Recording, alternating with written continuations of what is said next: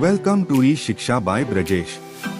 तो आज हम झारखंड के सामान्य इतिहास, प्रमुख स्थल जैसे प्रमुख पार्क और उद्यान, प्रमुख धार्मिक स्थल, प्रमुख दर्शनीय स्थल के बारे में जानेंगे। झारखंड सामान्य इतिहास। झारखंड के पर्यटन स्थल। झारखंड को प्रकृति ने अप्रतिम सौंदर्य और असीमित पर्यटन स्थलों से नवाजा है। एक ओर सदियों के प्राकृतिक परिवर्तनों ने इन नयनाभिराम दृश्यों और स्थलों की रचना की है, जिनमें खूबसूरत झरने, नदी, पहाड़, पठार और वन्य प्रदेश शामिल हैं। वहीं दूसरी ओर कई मानव निर्मित पर्यटन भी हैं, जैसे उद्यान, मंदिर और प्राचीन कला स्थल। झारखंड क्षेत्र विभिन्न भाषाओं, संस्कृतियों एवं धर्मों का संगम क्षेत्र है। यहाँ आदिवासियों का अनूठा जीवन और उनके विविधतापूर्ण रीति रिवाज भी पर्यटकों का बरबस मन मोह लेते हैं।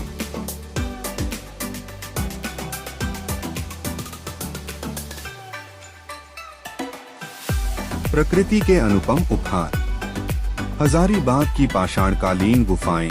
हजारीबाग के बड़कागांव प्रखंड में अवस्थित इन पाषाणकालीन गुफाओं में प्राचीन चित्रकारी के नमूने अब भी लोगों को चकित कर देते हैं। से लेकर कांस्य युग तक फैला हुआ है।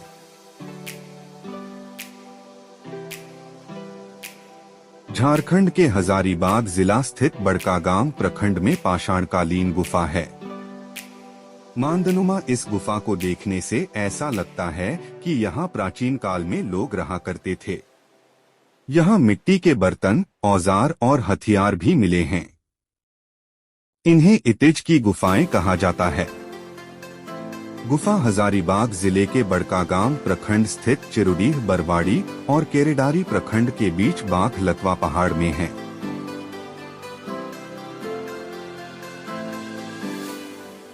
दो प्राकृतिक गुफाओं का पता चला।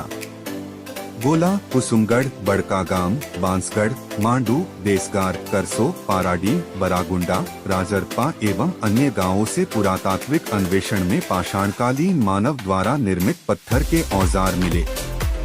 ये पूर्व पाषाण काल, मध्य पाषाण काल और उत्तर पाषाण काल के हैं। सारंडा वन, यह 700 पहाड़ों का घर और यहाँ भव्य साल वन है। सारंडा वन एशिया का सबसे बड़ा और घना वन है, जिसमें उड़ने वाली छिपकली, रेंगने वाला कीड़ा है। यह माना जाता है कि इसके कुछ हिस्से इतने घने हैं कि सूर्य के प्रकाश भी पार नहीं कर सकते हैं। यह वन साहसिक पारिस्थितिकी उत्साही यात्री के लिए बड़े आनंद की जगह है। सारंडा जंगल। सारंडा फॉरेस्ट भारत के झारखंड राज्य के पश्चिमी सिंहभूम जिले की पहाड़ियों पर फैला हुआ एक घना वन है। यह कभी सरायकेला के राज परिवार का निजी शिकार क्षेत्र हुआ करता था। सारंडा जंगल लगभग 820 वर्ग किमी पर विस्तृत है। कुंडरू जलप्रपात। रांची मुरी मार्ग में स्वर्णरेखा नदी पर स्थित यह झरना प्रकृति का अनुपम उपहार है। कुंडरू जलप्रपात झारखंड में सर्वाधिक ऊंचाई से गिरने वाला प्रपात है। कुंडरू जलप्रपात रांची शहर के सबसे लोकप्रिय पर्यटन स्थलों में से एक है। शहर में आने वाले लोग यह सुनिश्चित करते हैं कि वे शहर में रहने के दौरान रांची पुरुलिया रोड पर स्थित स्थान पर जाएं। कुंडरू जलप्रपात रांची सुवर्णरेखा नदी के दौरान बनाई गई है, जहां 320 फीट की ऊंचाई से गिरती है, जो राज्य के उच्चतम जलप्रपात में से एक है। जोन्हा जलप्रपात रांची। यह रांची मुरी रोड पर है, जिसकी सुंदरता देखते बनती है। रांची पठार के एक किनारे पर स्थित जोन्हा झरना एक लटकती घाटी का एक उदाहरण है।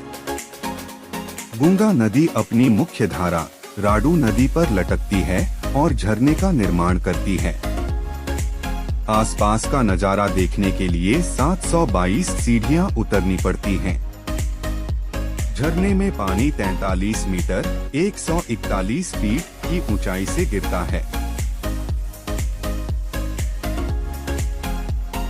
दशम जलप्रपात रांची जमशेदपुर रोड पर स्थित बुंडू कस्बे में यह मनोहारी झरना है। दसम जलप्रपात कमारा गांव के पास रांची टाटा रोड पर रांची शहर से 34 किलोमीटर दूर स्थित है। जगह दासमगढ़ के रूप में भी जाना जाता है। इस झरने का मुख्य जल स्रोत नदी कचनी है, जो यहाँ 144 फीट की ऊंचाई से आता है। इस गिरावट की अनूठी विशेषता यह है कि जब झरना देखा जाता है तो 10 पानी की धाराएं भी गिरती दिखाई देती हैं।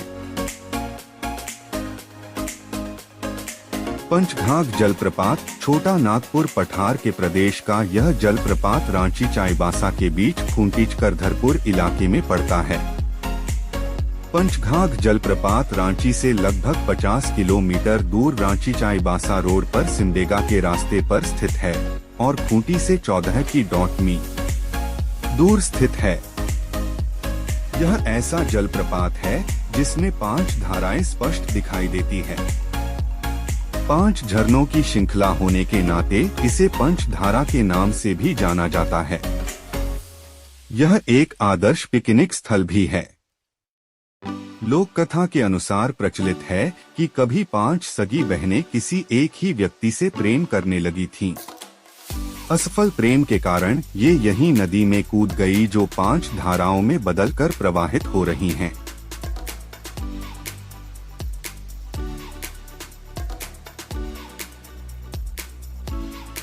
प्रमुख पार्क और उद्यान।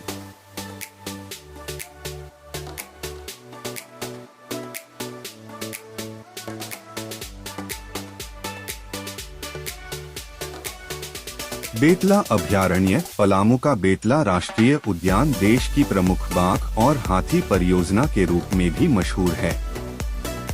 इस परियोजना ने एक और जहां वन्य प्राणियों को आश्रय प्रदान किया है, वहीं आसपास के इलाकों जैसे नेत्रहाट आदि को प्रसिद्ध कर दिया है। बेतला का पार्क हाथियों के संरक्षण के अलावा सैलानियों के आकर्षण का भी केंद्र है।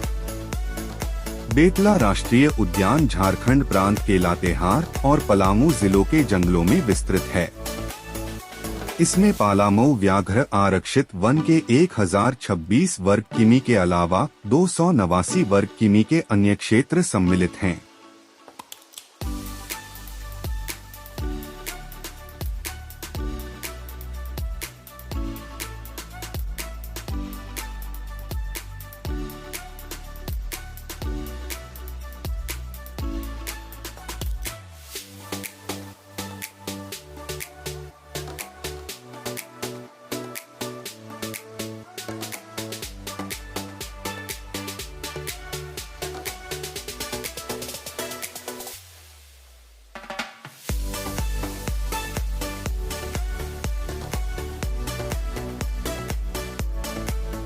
नेत्रहाट का पहाड़ और सनसेट पॉइंट। गर्मियों में भी नेत्रहाट का मौसम बेहद सुकून भरा रहता है। यहाँ Mongolia point, pine forest, Netarhat school दर्शनीय स्थल हैं।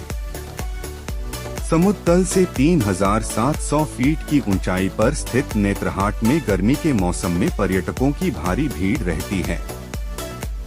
वैसे तो सालों भर यहाँ ठंड का मौसम बना रहता है। यहाँ का सूर्योदय और सूर्यास्त देखने के लिए भी लोग आते हैं। घने जंगल के बीच बसे इस जगह की प्राकृतिक सुंदरता देखते ही बनती है।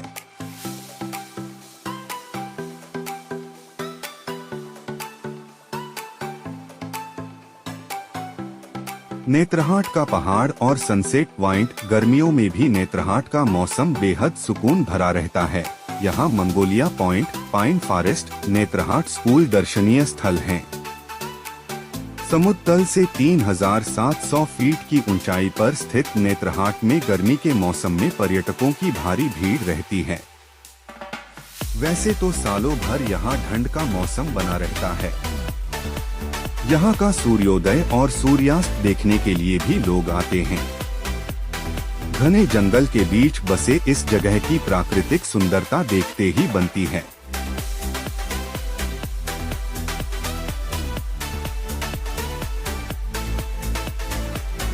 दलमा वन जीवन अभयारण्य रांची जमशेदपुर मार्ग पर अवस्थित यह दलमा अभयारण्य सैकड़ों वन्य प्राणियों का प्राकृतिक आश्रय स्थल है।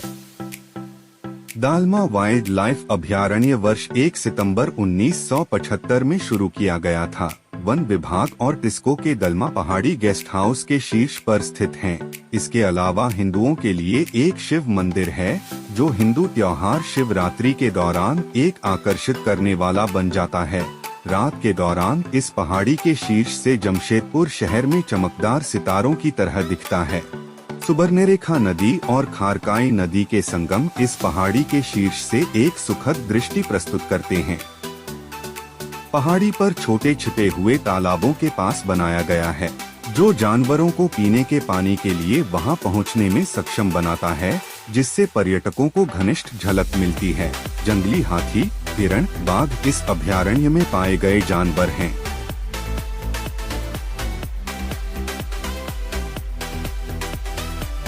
बिरसा जैविक उद्यान ओरमांझी रांची हजारीबाग रोड पर स्थित यह उद्यान सैलानियों के आकर्षण का केंद्र है।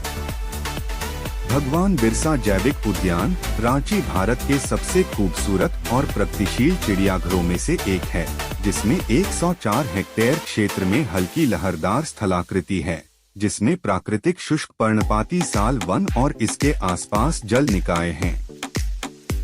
यह जंगली जानवरों को प्रकृति के साथ शांति और सद्भाव में रहने के लिए प्राकृतिक आवास प्रदान करता है। यह राष्ट्रीय राजमार्ग 33 के रांची रामगढ़ा खंड पर रांची के बाहरी इलाके में और उससे लगभग 20 किलोमीटर दूर स्थित है।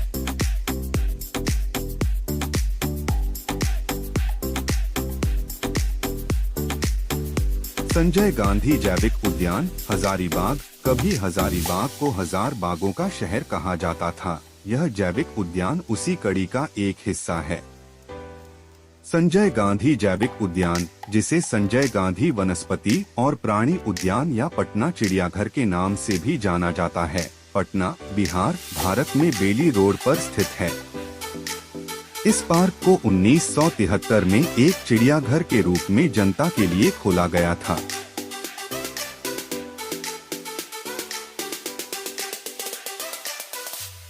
प्रमुख धार्मिक स्थल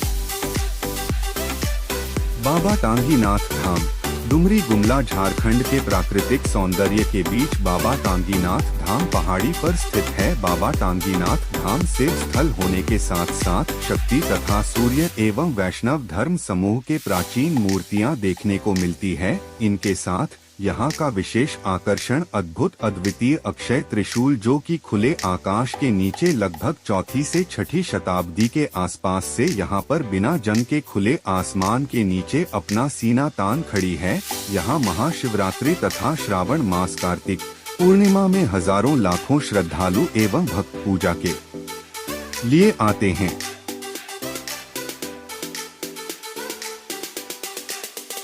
वैद्यनाथ धाम देवघर में हर साल सावन के महीने में और महाशिवरात्रि में लाखों श्रद्धालु भगवान शिवलिंग को जल अर्पित करने कई राज्यों से आते हैं। वैद्यनाथ ज्योतिर्लिंग स्थित होने के कारण इस स्थान को देवघर नाम मिला है।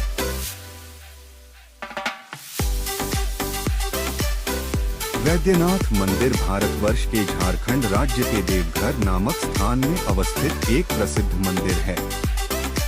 1-2 शिव का एक नाम वैद्यनाथ भी है, इस कारण लोग इसे वैद्यनाथ धाम भी कहते हैं। यह एक सिद्धपीठ है, इस कारण इस लिंग को कामना लिंग भी कहा जाता है। देवघर में शिव का अत्यंत पवित्र और भव्य मंदिर स्थित है। हर वर्ष सावन के महीने में श्रावण मेला लगता है, जिसमें लाखों श्रद्धालु बोलबम का जयकारा लगाते हुए बाबा भोलेनाथ के दर्शन करने आते हैं। ये सभी श्रद्धालु अजगैबीनाथ मंदिर सुल्तानगंज से पवित्र गंगा का जल लेकर लगभग 100 किलोमीटर की अत्यंत कठिन पैदल यात्रा कर बाबा को जल चढ़ाते हैं।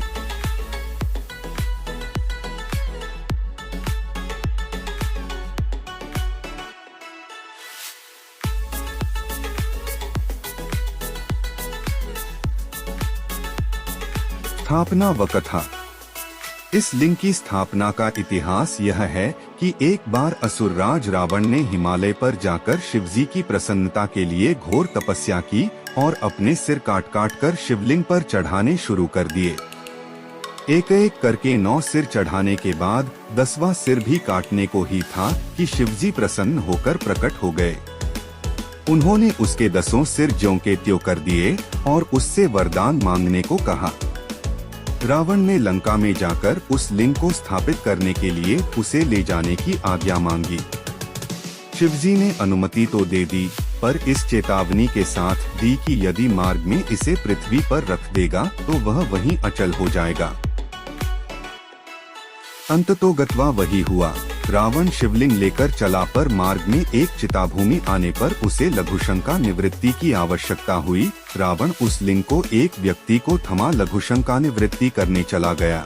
इधर उन व्यक्ति ने ज्योतिर्लिंग को बहुत अधिक भारी अनुभव कर भूमि पर रख दिया। फिर क्या था, लौटने पर रावण पूरी शक्ति लगाकर भी उसे न उखाड़ सका और निराश होकर मूर्ति पर अपना अंगूठा गड़ाकर लंका को चला गया। इधर ब्रह्मा, विष्णु आदि देवताओं ने आकर उस शिवलिंग की पूजा की। शिवजी का दर्शन होते ही सभी देवी देवताओं ने शिवलिंग की वहीं उसी स्थान पर प्रतिस्थापना कर दी और शिवस्तुति करते हुए वापस स्वर्ग को चले गए। जनश्रुति व लोक मान्यता के अनुसार यह वैद्यनाथ ज्योतिर्लिंग मनोवांछित फल देने वाला है।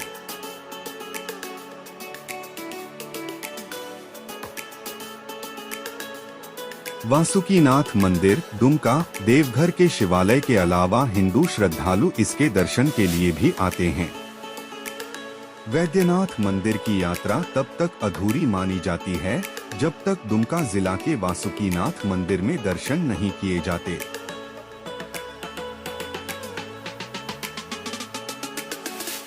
बाबा बासुकीनाथ धाम। बासुकीनाथ झारखंड के दुमका जिले में स्थित है।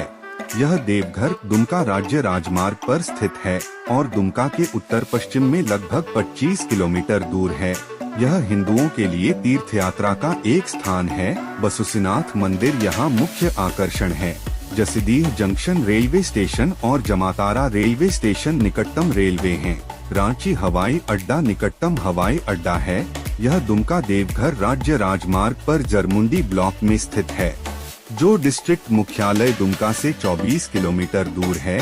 एक साल में देश के विभिन्न हिस्सों से लाखों और लाखों लोग भगवान शिव की पूजा करने के लिए यहाँ आए हैं। श्रावण के कई देश के लोग यहाँ भगवान शिव की पूजा करने के लिए यहाँ आए हैं। रजरप्पा का छिन्नमस्तिका मंदिर, इसे देश का प्रमुख शक्तिपीठ माना जाता है। झारखंड की राजधानी रांची से करीब 80 किलोमीटर की दूरी पर रजरप्पा में छिन्नमस्तिका देवी का मंदिर स्थित है। ये मंदिर शक्तिपीठ के रूप में काफी विख्यात है। असम में स्थित मां कामाख्या मंदिर को दुनिया की सबसे बड़ी शक्तिपीठ कहा जाता है, जबकि दुनिया की दूसरी सबसे बड़ी शक्तिपीठ रजरप्पा में स्थित मां का छिन्नमस्तिका मंदिर है। कहा जाता है कि इस मंदिर में बिना सिर वाली देवी मां की पूजा की जाती है।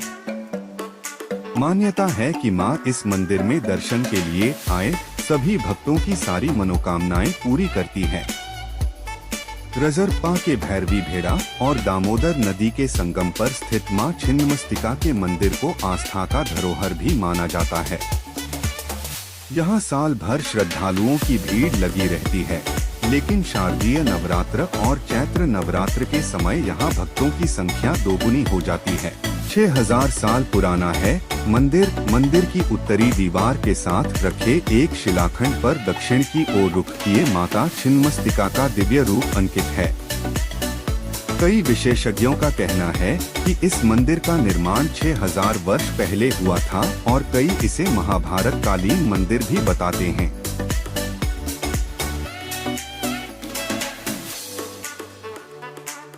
छिन्नमस्तिका मंदिर के अलावा यहाँ महाकाली मंदिर, सूर्य मंदिर, 10 महाविद्या मंदिर, बाबाधाम मंदिर, बजरंगबली मंदिर, शंकर मंदिर और विराट रूप मंदिर के नाम से कुल 7 मंदिर हैं। पश्चिम दिशा से दामोदर तथा दक्षिण दिशा से कलकल करती भैरवी नदी का दामोदर में मिलना मंदिर की खूबसूरती का बढ़ावा देता है। विराजमान है मां काली का रूप। कहा जाता है कि मंदिर के अंदर जो देवी काली की प्रतिमा है उसमें उनके दाएं हाथ में तलवार और बाएं हाथ में अपना ही कटा हुआ सिर है। शिलाखंड में मां की 3 आंखें हैं। इसके साथ ही वह बायां पैर आगे की ओर बढ़ाए हुए कमल पुष्प पर खड़ी हुई हैं।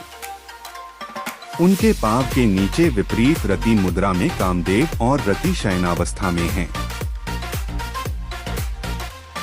जगन्नाथ मंदिर और मेला। रांची। उड़ीसा के पुरी जगन्नाथ रथ की तरह यहाँ भी रथ मेला लगता है और मंदिर भी पुरी धाम की अनुकृति है।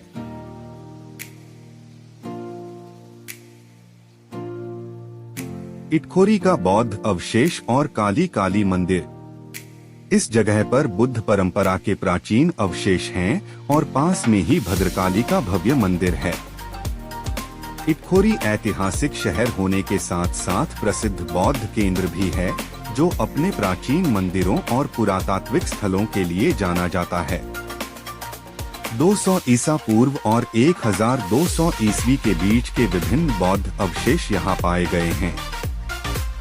इटखोरी में सबसे लोकप्रिय आकर्षण 9वीं शताब्दी का शानदार मां भद्रकाली मंदिर परिसर है।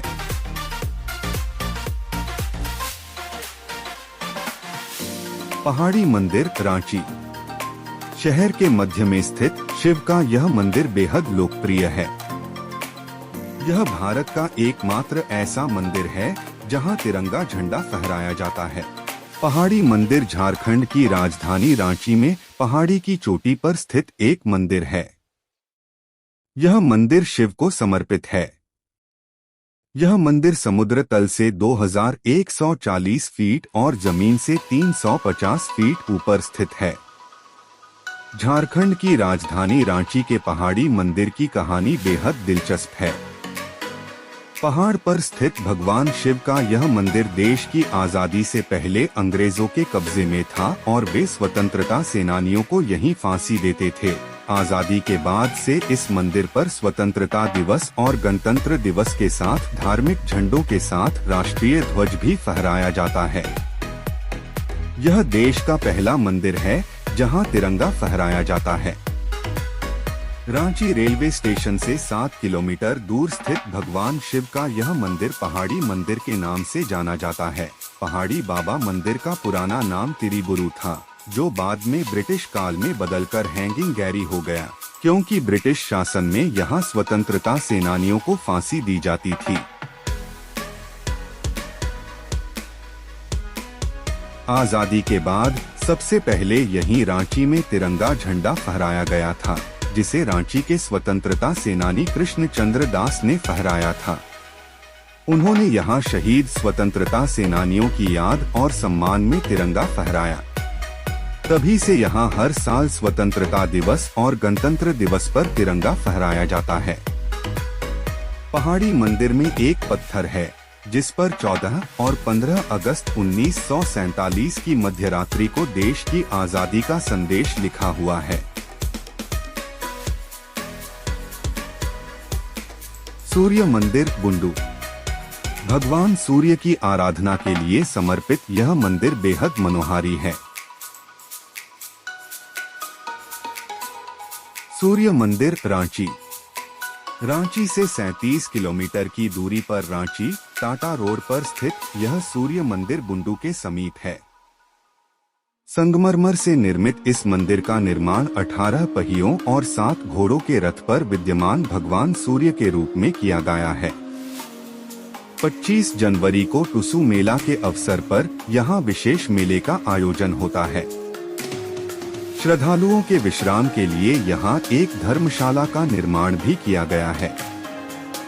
इस मंदिर की आधारशिला स्वामी श्री वासुदेवानंद सरस्वती के द्वारा 24 अक्टूबर 1991 को रखी गई और मंदिर की प्राण प्रतिष्ठा स्वामी श्री वामदेव जी महाराज के द्वारा 10 जुलाई 1994 को संपन्न हुई।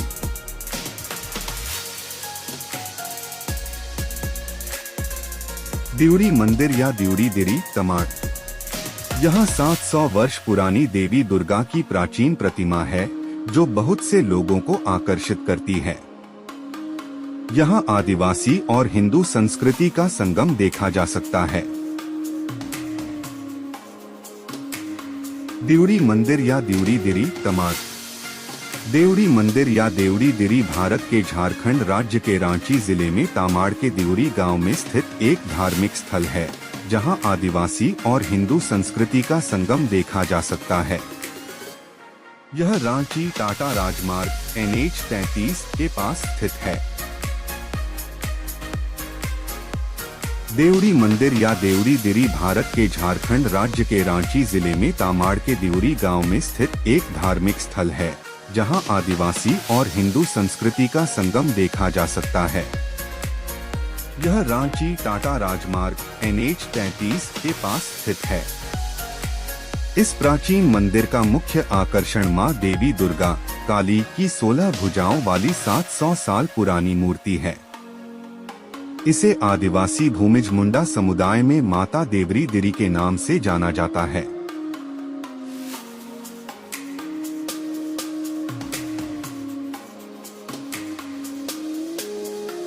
मंदिर में भक्त अपनी मनोकामना की पूर्ति के लिए बांस पर पीले और लाल रंग के पवित्र धागे बांधते हैं। मन्नत पूरी होने पर वे फिर से मंदिर आते हैं और धागा खोल देते हैं।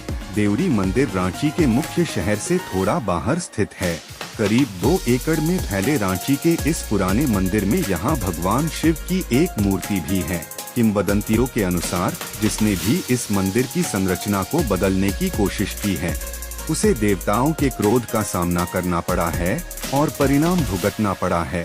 देवड़ी मंदिर को एकमात्र ऐसा मंदिर भी माना जाता है जहां 6 दिन आदिवासी पुजारी, जिन्हें पाहन के नाम से जाना जाता है, अनुष्ठान करते हैं और एक दिन ब्राह्मण पुजारियों पूजा करते हैं, जिन्हें मुख्य रूप से पांडा के रूप में जाना जाता है। रांची से लगभग 60 किलोमीटर दूर स्थित यह मंदिर रांची टाटा रोड के दाहिने तरफ तमाड़ शहर की तरफ है।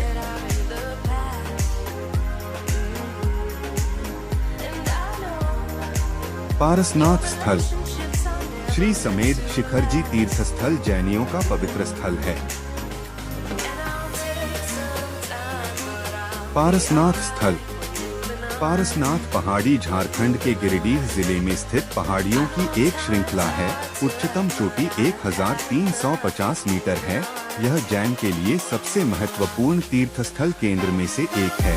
वे इसे सम्मेद शिखर कहते हैं। 23वें तीर्थंकर के नाम पर पहाड़ी का नाम पारसनाथ रखा गया है। 20 जैन तीर्थंकरों ने इस पहाड़ी पर मोक्ष प्राप्त किया। उनमें से प्रत्येक के लिए पहाड़ी पर एक मंदिर गुमटियातुक है। पहाड़ी पर कुछ मंदिर 2000 साल से अधिक पुराने माना जाता है। हालांकि यह जगह प्राचीन काल से बनी हुई है। मंदिरों की हालिया उत्पत्ति हो सकती है। संथाल इस देवता की पहाड़ी की मारन गुरु कहते हैं। वे बैसाख मध्य अप्रैल में पूर्णिमा दिवस पर एक शिकार त्योहार मनाते हैं। आकर्षणी पीठ खरसावा। खरसावा में मां आकर्षणी की महिमा भक्तों को आकर्षित करती है।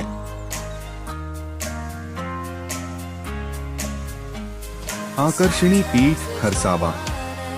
संवाद सूत्र खरसावा।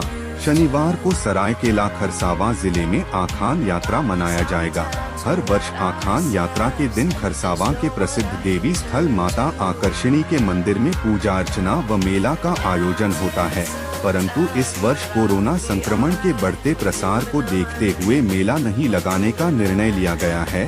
सिर्फ माता की पीठ पर पूजा अर्चना की जाएगी। पूजा के दौरान मास्क पहनना व शारीरिक दूरी का अनुपालन करना अनिवार्य है। आकर्षणी पीठ परिसर में प्रसाद दुकानों को छोड़ अन्य किसी प्रकार की दुकान लगाने की अनुमति नहीं दी गई है।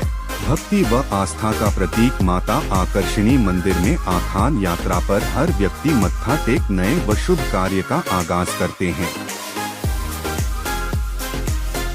प्रशासन की ओर से मेला नहीं लगाने का सख्त निर्देश दिया गया है। चट्टान में तब्दील हो गई माता की मंदिर। क्षेत्र में प्रचलित कथा के अनुसार माता आकर्षणी का मंदिर 320 फुट ऊंची रमणीक पहाड़ी की चोटी पर स्थित है। किंवदंती है कि एक दिन मंदिर के पुजारी शाम में पूजा संपन्न कर पहाड़ी से नीचे उतर आए। इस दौरान उन्हें याद आया कि वे मंदिर में अपनी कुल्हाड़ी छोड़ आए हैं। पुजारी कुल्हाड़ी लाने पहाड़ी के ऊपर स्थित मंदिर में पहुँचे तो पाया कि वहाँ देवी भोजन कर रही थीं। पुजारी को देख देवी ने भोजन करना बंद कर दिया। उन्हें कहा कि आज से मंदिर का कपाट हमेशा के लिए बंद हो जाएगा। जब तक पुजारी कुछ समझ पाते, माता का मंदिर चट्टान में तब्दील हो गया। पहाड़ पर स्थित मां आकर्षणी का चट्टान नुमा मंदिर आज भी भक्तों के लिए रहस्य बना हुआ है।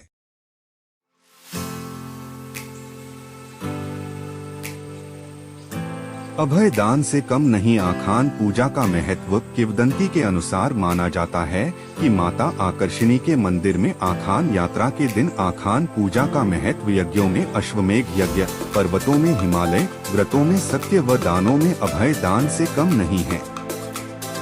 इस स्थल पर पुजारी के रूप में देवरी भूमिज समाज के लोग ही पूजा अर्चना करते हैं। जमीन की सतह से लगभग 320 फीट ऊंची रमणीक पहाड़ी पर स्थित माता आकर्षणी के पत्थरनुमा मंदिर तक भक्त नंगे पांव पहुंचते हैं। ऐसी मान्यता है कि माता के दरबार में सच्चे मन से मांगी गई हर मन्नत पूरी होती है। रंकिणी मंदिर जादूगोड़ा पहाड़ों और घने जंगलों के बीच स्थित एक प्राचीन धार्मिक स्थल। यहाँ प्राचीन काल से भूमिज आदिवासियों की देवी रंकिणी की पूजा घाटी पर स्थित एक शिला पर होती है। 18वीं शताब्दी में इसके कुछ दूरी पर सड़क किनारे बाद में हिंदुओं द्वारा मंदिर बनाया गया।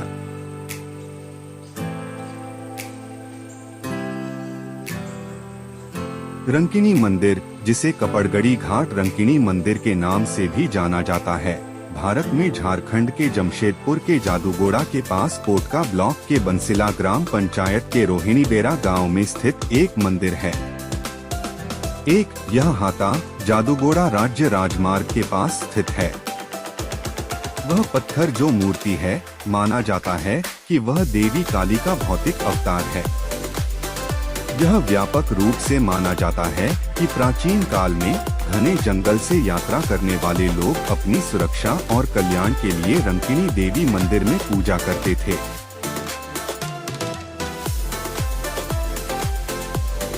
मां रंकिणी मंदिर के बारे में कहा जाता है कि देवी रंकिणी एक पत्थर में विराजमान हैं और आज भी जागृत हैं। रंकिणी मंदिर की स्थापना 1947 से 50 के दौरान हुई थी। वर्तमान में यहीं पर मां की पूजा होती है। माता रंकिणी मुख्य मंदिर के नीचे से गुजरने वाले नाले के बगल में स्थित कपड़गड़ी घाटी में निवास करती थीं। मां एक बंधन में पत्थर के रूप में थी। कहा जाता है कि रंकिणी देवी ने दीनबंधु सिंह नाम के व्यक्ति को सपने में आकर खुद के पत्थर के रूप में होने की बात कही थी। देवी ने उसे स्वप्न में यह भी बताया कि उसे पूजा की आवश्यकता है और वह उसकी पूजा करेगा। उस दिन के बाद से दीनबंधु सिंह उस चट्टान में सिंदूर और रंगीन कपड़ा लेकर पूजा करने लगे। इसके कुछ वर्ष बाद माता ने दीनबंधु को दिव्य स्वप्न दिया और उनसे एक ऐसा स्थान स्थापित करने को कहा जहां आम जनता भी पहुंच सके और माता रंकिणी की पूजा कर सके। मां के आदेश का पालन करते हुए दीनबंधु ने देवी की मूर्ति के रूप में एक शिला पत्थर की स्थापना की जहां मां रंकिणी का मंदिर स्थित है। दीनबंधु के बाद उनके बेटे मानसिंह और मानसिंह के बाद उनके बेटे बैद्यनाथ सिंह अपने परिवार और उनके द्वारा बनाए गए ट्रस्ट के साथ मंदिर का संचालन कर रहे हैं। कहा जाता है कि जिस पत्थर को माता के रूप में पूजा जाता है उसका आकार साल दर साल बढ़ता जा रहा है। इस पत्थर को जीवित पत्थर कहा जाता है। लोग इसे माता की महिमा और उनकी दिव्य उपस्थिति का प्रमाण बताते हैं। देवी रंकिणी कपड़गड़ी घाटी के जंगलों में रहती थीं। एक दिन एक चरवाहा जंगल में अकेली घूम रही एक लड़की को देखकर उसके बारे में पूछने लगा, लेकिन लड़की ने कोई जवाब नहीं दिया। चरवाहे से बचने के लिए वह कपड़गाड़ी घाट पहुंची, जहां एक धोबी कपड़े धो रहा था। वह उसके कपड़े के थैले में जाकर छिप गई। कुछ देर बाद जब चरवाहे को लड़की नहीं मिली तो वह जंगल में लौट आया। इस बीच देवी जिस कपड़े में छिपी हुई थी उसका ढेर पत्थर में बदल गया था। माना जाता है कि मंदिर में पूजी जाने वाली देवी देवी काली का भौतिक अवतार हैं। कहा जाता है कि यह प्राचीन मंदिर पहले एक चट्टान पर मौजूद था। किंवदंतियों के अनुसार मंदिर में अतीत में लगभग 1865 तक मानव बलि नरबलि होती थी, जब अंततः अंग्रेजों ने इसे बंद कर दिया। जनजातियों के बीच यह विश्वास था कि देवी ने स्वयं पीड़ितों को मार डाला था। पत्थर के देवता की पूजा मूल रूप से स्थानीय भूमिज जनजातियों द्वारा की जाती थी। बाद में समय बीतने के साथ यह पूजा हिंदू देवी दुर्गा की पूजा में बदल गई, शायद जब धालभूमगढ़ के राजाओं ने सत्ता संभाली। धालभूम के बारे में पहली बार तब लिखा गया था जब ब्रिटिश सेना ने 1767 में मिदनापुर के राजा के साथ मिलकर धालभूम और घाटशिला क्षेत्र पर 1765 में पिछले असफल प्रयास के बाद हमला किया था। 8 प्रसिद्ध बंगाली लेखक विभूति भूषण बंद्योपाध्याय 1894 से 1950 ने रंकिनी देवी का उल्लेख किया है। उनकी बंगाली कहानी का नाम रंकिनी देवीर खड़गा है। वर्तमान मंदिर लगभग 70 वर्ष पुराना है, जिसे 1950 के आसपास बनाया गया था। मंदिर का प्रबंधन करने वाले ट्रस्ट का गठन 1954 में किया गया था। मुख्य मंदिर के दोनों तरफ भगवान गणेश को समर्पित एक मंदिर और भगवान शिव को समर्पित एक मंदिर है। लुगुबुरु घंटाबाड़ी, बोकारो। लुगुबुरु पहाड़ी पर स्थित संथाल आदिवासियों का प्रमुख धार्मिक स्थल। झारखंड की दूसरी सबसे बड़ी पहाड़ी श्रृंखला की झुकाव में आयोजित होती है और झारखंड की प्रसिद्ध नदी दामोदर और छोटे पहाड़ी नदियों का तैल और सतबाहर से घिरी हुई है और तेनुघाट बांध के उत्तर की ओर स्थित है।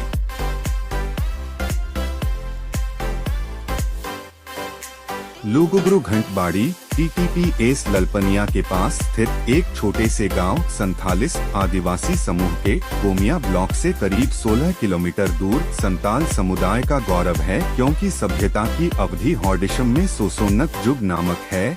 लुगुबुरु घंटबाड़ी धर्मगढ़ को वर्ष 2000 में फिर से स्थापित किया गया था। हर साल धार्मिक सभा लुगुबुरु के पैर पहाड़ी के नीचे दरबार चटानी में प्रसिद्ध लघु पहाड़ी श्रृंखला।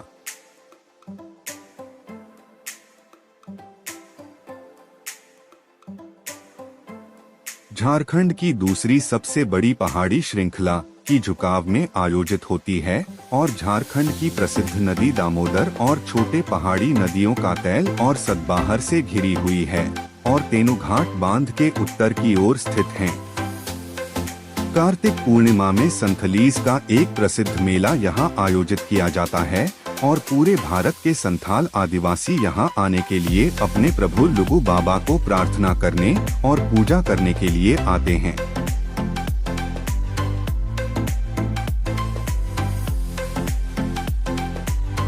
शामली TTPS का अतिथि गृह एक सुंदर इमारत सड़क की ओर पहाड़ी पर बना है। तेनुघाट जलाशय लुगुबुरु पहाड़ियों का एक विशिष्ट दृश्य, इसकी छत से सड़कों को सांप की तरह देखा जा सकता है। शामली के तल में और ललपनिया गोमिया रोड के अलावा बिरसा भगवान का एक बहुत ही आकर्षक मूर्ति है। यहाँ छोटा सा झरना है जो लगभग 15 मीटर की ऊंचाई से पानी गिरता है और नीचे एक बड़ा सा पत्थर गुफा दृश्य की तरह है। वहाँ एक शिवलिंग रखा गया है। यह प्रसिद्ध स्थानीय धर्मनिरपेक्ष श्री राम शरण गिरी ने आध्यात्मिक वातावरण को जोड़ते हुए हाथी खेदा ठाकुर बोड़ा। यहाँ हाथियों की पूजा आदिवासी भूमिज परंपरा के अनुसार होती है। वर्तमान में हिंदू लोग भी यहाँ पूजा करने आते हैं। इस मंदिर में होती है हाथी की पूजा। महिलाएं नहीं खा सकती यहाँ का प्रसाद। नए साल पर उमड़ती है भीड़।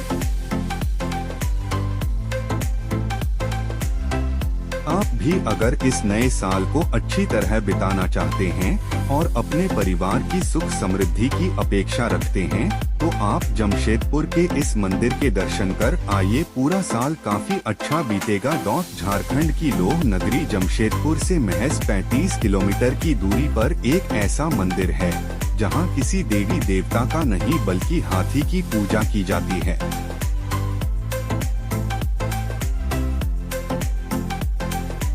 यह मंदिर पटमदा के बोडाम प्रखंड में बाबा हाथी खेदा ठाकुर नाम से प्रसिद्ध है। मंदिर के आसपास पहाड़ और घने जंगल होने से मंदिर की सुंदरता देखने योग्य रहती है, जिसके कारण काफी संख्या में पर्यटक यहां घूमने भी आते हैं। इस मंदिर परिसर के अंदर हाथियों की ढेर सारी मूर्तियां बनाई गई है। GL church Ranchi Gossner evangelical church Ranchi के सबसे पुराने गिरिजाघर में से एक है।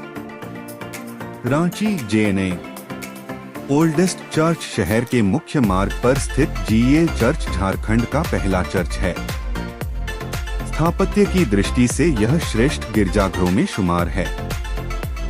गोथिक शैली में बने इस गिरजाघर की भव्य इमारत देखने लायक है। इस विशाल गिरजाघर की स्थापना का श्रेय फादर गोस्नर को जाता है। बताया जाता है कि उस वक्त उन्होंने 13,000 रुपए चर्च के निर्माण के लिए दान में दिया। झारखंड में गोस्नर मिशन की स्थापना नवंबर 1845 को हुई थी। इस चर्च की नींव जर्मनी से रांची पहुंचे कुछ पादरियों ने 18 नवंबर 1851 को डाली गई। इसके बाद इस चर्च का संस्कार 1855 में हुआ। बताया जाता है कि रांची में पहली बार 24 दिसंबर की रात को मसीहियों ने यहां पहली बार प्रार्थना की थी। यहां पहला बपतिस्मा 25 जून 1846 को मार्था नाम की बालिका का हुआ था। वो यहां पहली मसीही है।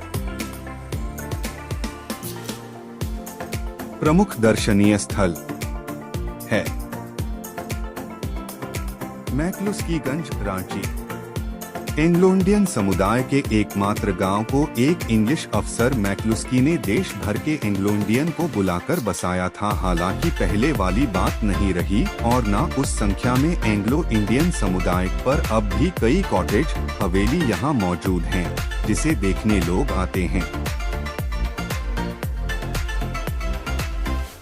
मैक्लुस्कीगंज भारत के झारखंड राज्य का एक छोटा पहाड़ी शहर है जो राजधानी रांची के उत्तर पश्चिम में लगभग 40 किलोमीटर की दूरी पर अवस्थित है। इस शहर में किसी समय में एक महत्वपूर्ण एंग्लो इंडियन समुदाय हुआ करता था, लेकिन अब इसका काफी पतन हो चुका है।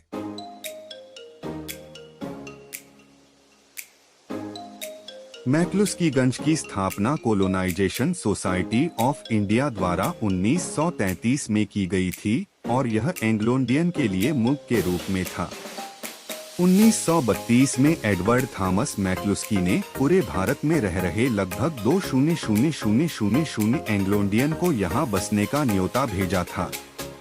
लगभग 300 परिवार यहाँ आकर बसे, जिसमें से अब केवल 20 परिवार ही बचे।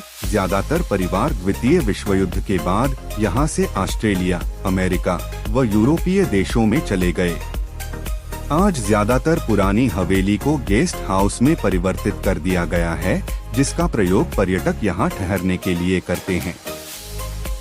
डुगडुगी नदी और जागृति विहार पर्यटकों के मुख्य आकर्षण का केंद्र होता है। शहर में डॉन बॉस्को एकेडमी की स्थापना की गई है।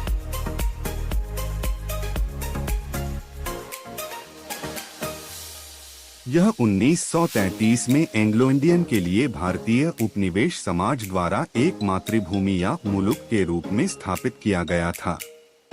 एंग्लो इंडियन ही इस सहकारी समिति में शेयर खरीद सकते थे। एक भारतीय औपनिवेशीकरण समाज बदले में उन्हें जमीन का एक भूखंड आवंटित करता था। 10 वर्षों के भीतर यह 400 एंग्लो इंडियन परिवारों का घर बन गया।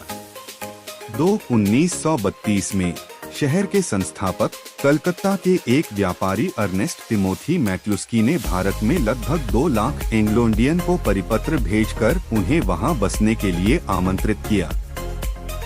लगभग 300 मूल निवासियों में से केवल 20 परिवार ही बचे हैं, क्योंकि द्वितीय विश्व युद्ध के बाद अधिकांश एंग्लो इंडियन समुदाय बचे थे।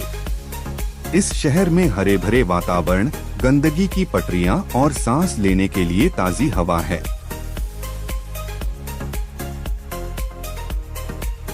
इसका पूरा नाम अर्नेस्ट टिमोथी मैक्लुस्की था। पेशे से मैक्लुस्की कलकत्ता में एक संपत्ति डीलर था। वह शिकार के लिए इस क्षेत्र में कुछ गांवों का दौरा करता था और उसने हरहू नामक स्थान पर एक अस्थायी मकान बनाया।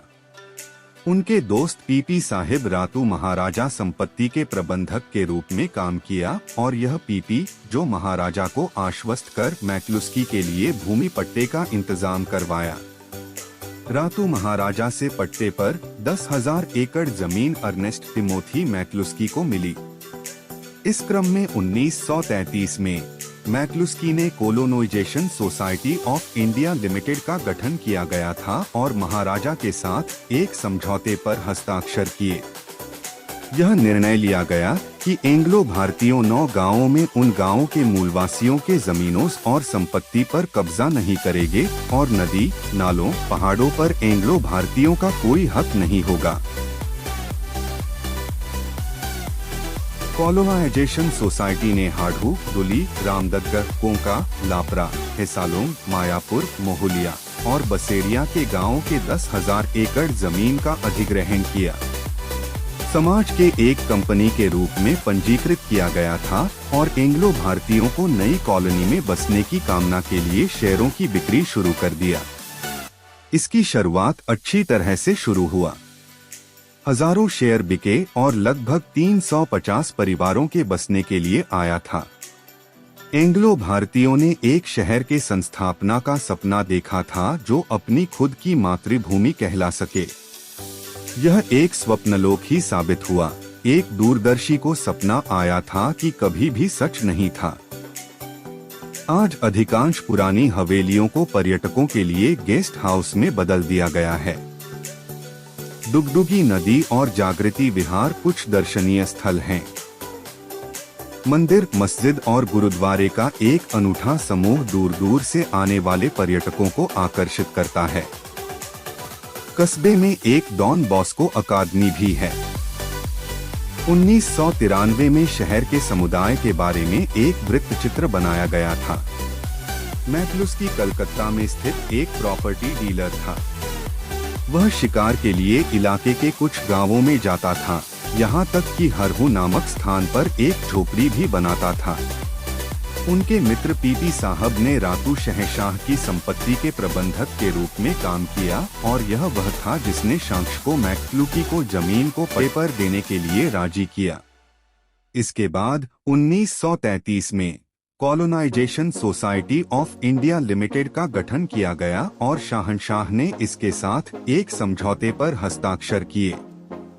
यह निर्णय लिया गया कि एंग्लो इंडियन उन गांवों के मूल रहियतों, किराएदारों द्वारा कब्जा नहीं की गई भूमि पर 9 गांवों में अपनी बस्ती का निर्माण कर सकते हैं।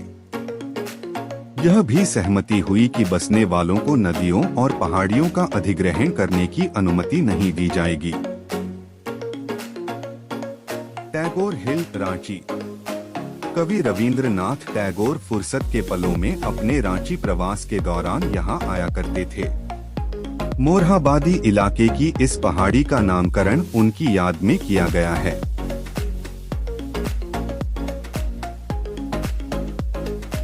रांची में टैगोर हिल अल्बर्ट एक्का चौक से 3 किलोमीटर की दूरी पर स्थित है। रांची में यह पहाड़ी समुद्र तल से 300 फीट की ऊंचाई पर स्थित है। टैगोर हिल मोरहाबादी का सुंदर इलाका है।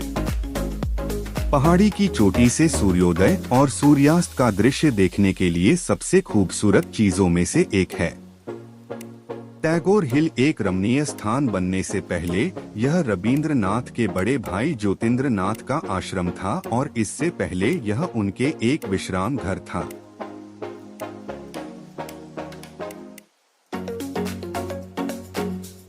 रामकृष्ण मिशन आश्रम रांची में टैगोर हिल के आधार पर स्थित है। यह आश्रम कृषि व्यावसायिक संस्थान और दिव्यायन का केंद्र भी है। रांची के टैगोर हिल की शानदार सुंदरता और दृश्य सभी प्रकार के आगंतुकों का ध्यान आकर्षित करता है। लोग रिक्शा, टैक्सी और ऑटो रिक्शा के माध्यम से जगह का उपयोग कर सकते हैं, जिसे शहर के किसी भी हिस्से से किराए पर लिया जा सकता है। देश के अन्य हिस्सों के साथ साथ विदेशी देशों से आने वाले लोग भी शहर में स्थित रांची हवाई अड्डे के माध्यम से शहर तक पहुंच सकते हैं।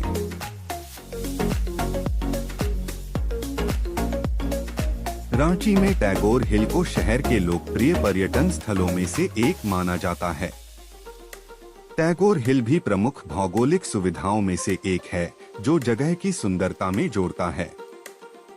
पहाड़ी के शीर्ष से आसपास के क्षेत्रों की झलक वास्तव में यहां आने वाले लोगों से अपील करती है। साहसिक प्रेमी और चट्टान पर्वतारोही भी इस जगह इकट्ठे होते हैं।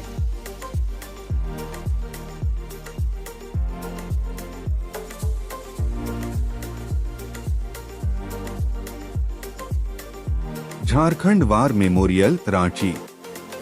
यह सैनिकों की अदम्य वीरता की याद कायम करने के लिए दीपाटोली में स्थापित किया गया है।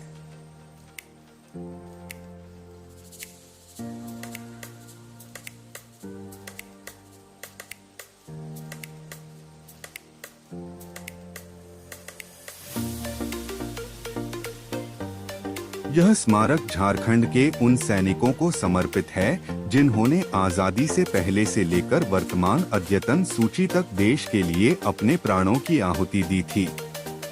झारखंड युद्ध स्मारक का उद्घाटन झारखंड के राज्यपाल महामहिम श्री सैयद सिप्ते रजी ने सेना छावनी दीपाटोली रांची में 31 अक्टूबर 2008 को किया। कब्रिस्तान की संरचना एक व्यक्ति के शरीर की संरचना पर आधारित है। कब्रिस्तान में झारखंड के अतीत के विदेशी संग्रहों वाला एक संग्रहालय है। दुर्लभ पारंपरिक हथियार, आधुनिक हथियार और झारखंड के उद्योग और विरासत के मॉडल।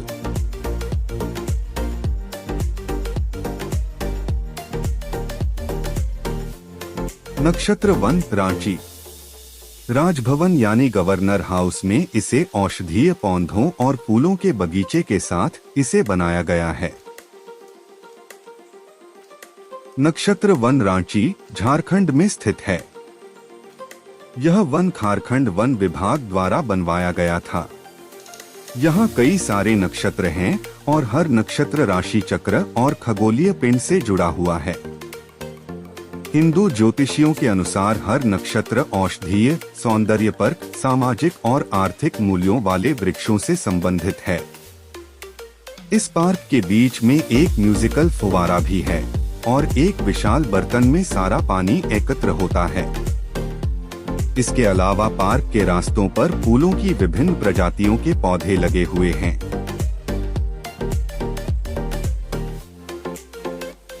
रांची शहर के बीचों बीच राज्यपाल भवन के पास नक्षत्र वन स्थित है। इसके आसपास के क्षेत्र में मानव निर्मित जंगल बनाए गए हैं। इसका निर्माण 2003 में राज्य सरकार के वन विभाग द्वारा किया गया था। नक्षत्र वन में चिल्ड्रन पार्क, गार्डन, मानव निर्मित पहाड़ी, वाटरफॉल और म्यूजिकल फुवारे आदि देखे जा सकते हैं। इसके अलावा यहाँ के एक गार्डन में 40 से ज्यादा चुनिंदा औषधीय पौधे लगे हुए हैं। साथ ही पार्क के मध्य में धन्वंतरी की सोने की मुद्रा में प्रतिमा बनी हुई है। वर्ष के किसी भी दिन यहाँ आराम से अपना समय व्यतीत किया जा सकता है, परंतु नववर्ष के अवसर पर इस सजेडजे पार्क में पिकनिक मनाना सबको अच्छा लगता है। मछली घर के ठीक बगल में स्थित यह पार्क पिकनिक मनाने वाले शहर के लोगों के लिए नजदीक और सुरक्षित स्थान है। पेड़ पौधों के बीच बैठकर नववर्ष में इन्हें संरक्षण प्रदान करने का संकल्प लिया जा सकता है। इस नक्षत्र वन में प्रत्येक नक्षत्र एक राशि चक्र है, जो आकाश में आकाशीय शरीर और उनकी गतिविधियों से संबंधित है। हिंदू ज्योतिषियों का मानना है कि राशि चक्र का हर नक्षत्र एक पेड़ के साथ जुड़ा हुआ है।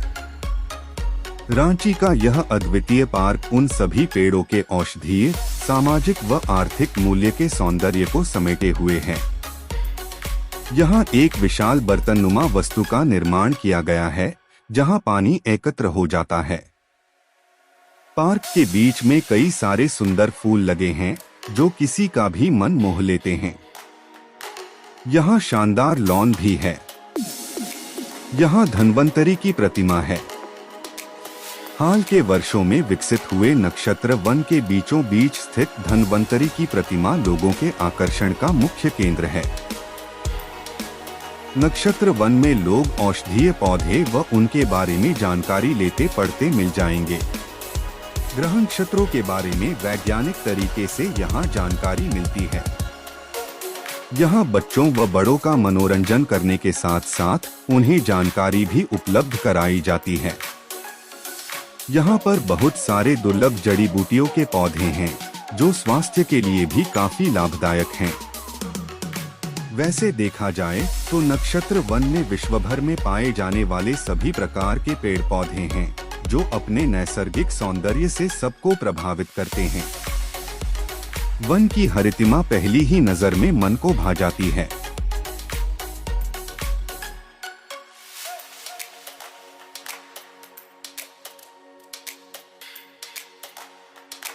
रातू का किला। छोटा नागपुर महाराजा का एस्टेट और महल रांची से कुछ ही दूरी पर है, जो कई समारोह का केंद्र बनता है।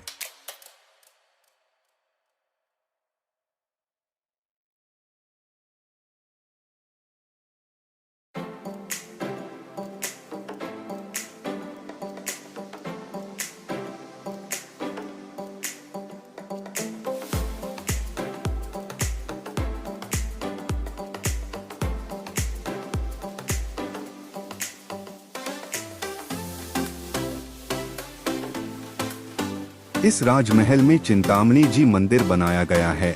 यहाँ दुर्गा पूजा भी मनाया जाता है। इस पूजा उपासना के साथ साथ माँ को प्रसन्न करने के लिए बलि दी जाती है। बलि देने की प्रथा काफी पुरानी मान्यता मानी जाती है। बहुत जगहों में देखा गया है कि बकरे की बलि दी जाती है, लेकिन यहाँ अलग ही होता है। रातू स्थित राजमहल में एक पुनः जन्म लिया हुआ एक छोटे भैंसे की बलि दी जाती है। यह प्रथा सदियों से चली आ रही है। इस प्रथा की शुरुआत नागवंश के पहले राजा फणिमुकुट राय ने की थी।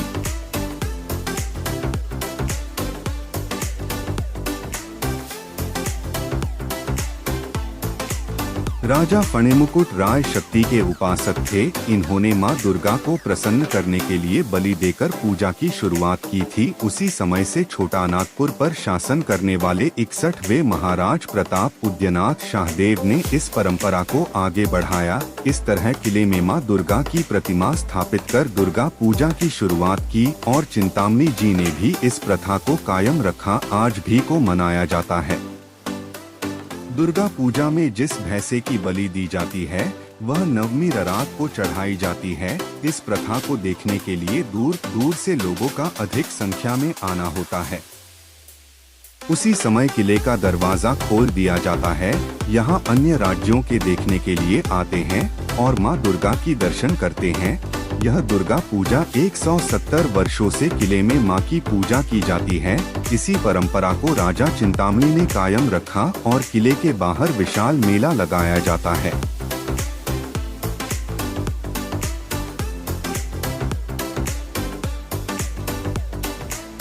Jubilee park Jamshedpur. Tata steel company के सौजन्य से यह पार्क जमशेदपुर में बनाया गया है, जो शहर की शान है। टाटा स्टील द्वारा निर्मित जुबली पार्क जमशेदपुर न्यायालय परिसर के समीप स्थित यह पार्क जमशेदपुर पर्यटन के प्रमुख आकर्षणों में से एक है।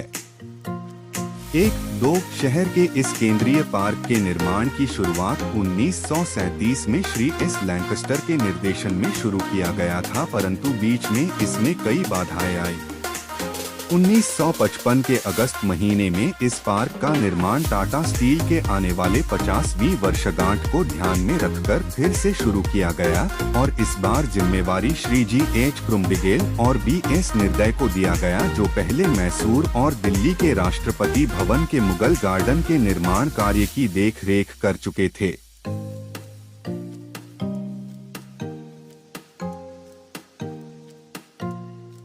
पूरा बाग लगभग 500 एकड़ क्षेत्र में फैला हुआ है तथा इसके उत्तर में दलमा अभयारण्य की सुरमय दलमा पहाड़ का दृश्य तथा दक्षिण में टाटा स्टील के कारखाने का दृश्य देखने को मिलता है।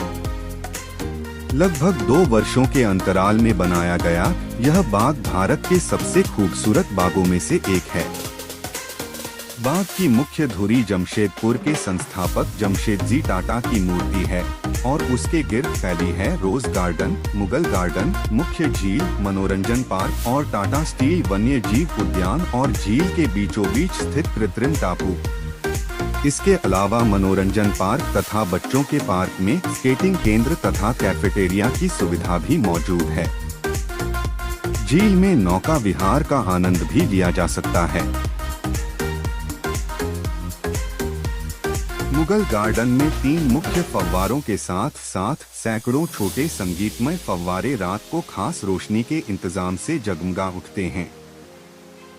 संस्थापक दिवस 3 मार्च को बाग में खास रोशनी का इंतजाम और समारोह को देखने के लिए हजारों पर्यटक आसपास के इलाके से यहां आते हैं।